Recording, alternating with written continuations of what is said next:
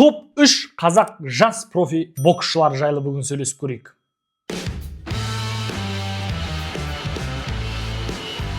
Ассалаумағалейкум соққан арнасының көрермендері, сіздермен бірге мен Өстемір Әзіретханұлы. Бүгін сіздермен қазақ профи боксшыларының ішінде жастарын бөліп алып, оның ішінен топ 3-ті назарларыңызға ұсынамыз. Кешегі аптада жалпы профи боксшыларымыздың ішінен топ 3-ті анықтаған болатынбыз, және соның астында өздеріңіз өз нұсқаларыңызды жаздыңыздар. Соны міне назарларыңызға ұсынамыз. Басқа да көрермендер сіздермен келісе отырып лайк басқан болса, ең көп лайк жинаған пікірлер сіздердің назарларыңызда. Жалпы барлықтарыңызға осылай белсенді болып пікір жазып отырғандарыңызға үлкен рахмет айтамыз. Осы материалдың астына да өз нұсқаларыңызды жазыңыздар. Біз білмейтін топ боксшылар бар болса, оны сіздер білуіңіз мүмкін, сіздің өз талғамыңыз болуы мүмкін. Жалпы профи боксшыларды алған кезде мен мынандай критерий қойдым: 30 жасқа дейін деп бөліп алдым, себебі бұлай алмасақ та болмайды. Енді біз Мексика, Америка секілді 15 жасынан бастап біздің боксшылар профи боксқа өте алмайды. Яғни өздеріңіз білесіздер, 18-19 жастан бастап рұқсат етіледі. Бірінші мәселе. Екінші мәселе, біздің боксшылардың көбі әуесқойда бірінші көптеген жетістіктерге жетіп алып, одан кейін барып профи боксқа, кәсіпқой боксқа өтіп жатады. Енді бүгінгі таңда көптеген спортшыларымыз дәл солай жасағаннан кейін біздің жас спортшыларымыз нарықта аз. Ал енді оның ішінде Садриддин, өздеріңіз білесіздер, жас кезінен бастап 18-19 жасынан бастап жасындай жарқылдаған, алғашқы жылдары көптеген жекпе-жектер өткізген. Сондықтан біз Садриддинді ғана тануымыз мүмкін. Сол үшін мен жас ерекшелігін 30 жасқа дейін деп алдым. Ал енді кеттік.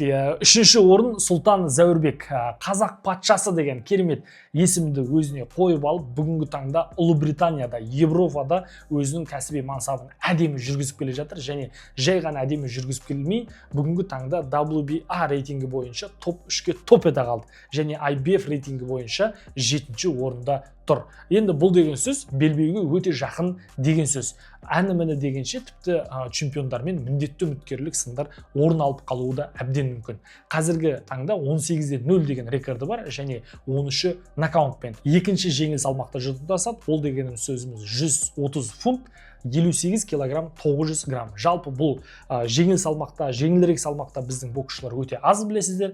Осы жеңіл салмақта қызықты болып және нокауттар көп болып, Сұлтан Зәурбек әдемі өз мансабын жүргізіп келе жатыр. Құдай қаласа 7-ші желтоқсан күні алдағы уақытта өзінің керемет жекпе-жегін өткізеді Иорданияда, және ол жерде польшалық Демьян есімді қарсыласпен жұдырықтасады. 28 жеңісі, 3 жеңілісі және 2 тең нәтижесі бар бұл жігітпен жұдырықтаспақ. Енді осындай керемет жекпе-жектерді өткізе бергеннен кейін тағы да рейтингтерде жоғарылап, міндетті үміткер атанады, одан кейін чемпион атанады деген сеніміміз бар. Сұлтан Зәурбек бүгінгі күнде 9-ші жекпе-жегінен кейін WBC UZ белбеуін алған, одан кейін WBO Европа белбеуін алған, одан кейін WBA Continental белбеуін соңғы сәттерде алды. Яғни 2-ші, 3-ші дәрежедегі белбеулер өз еншісінде бар. Жалпы бұл белбеулердің болуы алдағы уақытта оның мансабына жақсы әсерін тигізеді. Яғни белбеулерге Сұлтан Зәурбекті жақындатады. 7-ші желтоқсан күні өтетін жекпе-жегіне сәттілік тілейміз. Тағы да жарқын жеңіске жетіп, Европаны бір шулатып алса, ары қарай чемпиондық жекпе-жектердің ауылы алыс емес секілді. Екінші орында екінші орта салмақтың боксшысы Бек Нұрмағамбетті қояр едім, себебі бұл жігіт бүгінгі таңда өте жақсы келе жатыр. Өздеріңіз білесіздер, Сүлеймен промоушн кезінде керемет жұмыс жасап бастап еді, бірақ өкінішке орай өз жұмысын тоқтатты. Содан кейін Евгений Павлов қайда кеткені белгісіз, ал Абылайхан Жүсіпов пен Әбілхан Аманқұл дәл қазір әуесқой боксқа қайта оралды. Ал одан кейінгі спортшы Бек Нұрмағамбет бүгінгі таңда Канеломен бірге жаттығып, жекпе-жектерге әлі де шығуда. Яғни осы арқылы Канело оны тартып бірге ары қарай жұмыс жасап жатыр деген сөзді білдіреді. Канелоның командасында қазір жаттығуда, дәл қазір бүгінгі күнде де Қазақстанға оралмай, 13-ші жекпе-жегінен кейін 25-ші қазан күні жекпе-жек өткен болатын. 13-ші жекпе-жегі 13 жеңісі бар, және оның 11-і нокаут. Бұл орта салмақ үшін жақсы рекорд негізі. Алдағы уақытта енді бұл салмақта жұлдыздар көп болғаннан кейін ол жұлдыздармен шығуға жақын келе жатыр.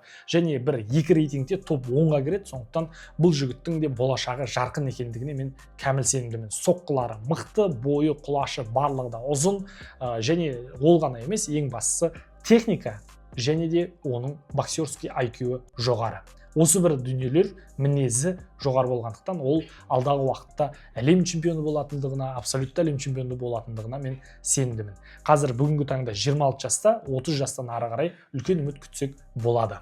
Ал енді менің нұсқам бойынша бірінші орында әрине Соқ, Soldier of Қазақ әдемі есімін алған Садриддин Ахметов бүгінгі таңда Америкаға барып, Американы шулатып жатыр. Себебі Абель Санчеспен тренермен, бұрынғы Головкиннің тренермен жұмыс жасауда, одан бөлек Головкиннің бұрынғы промоутері Том Лефлермен жұмыс жасауда.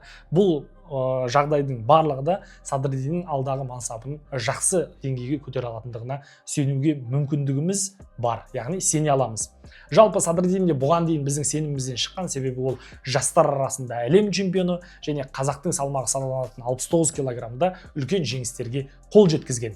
Оның ішінде талай кубоктарды иеленген. Әуесқой бокста 251 жекпе-жек өткізіп, оның 241-інде жеңіске жеткен, ал одан кейін 18-19 жас аралығында кәсіпқой боксқа өтіп, сол жылдар аралығында ол 1-2 жылдың ішінде 10 жекпе-жек өткізіп, оның барлығында жеңіп алған. Сондықтан Садриддин Ахметовке сенім мол.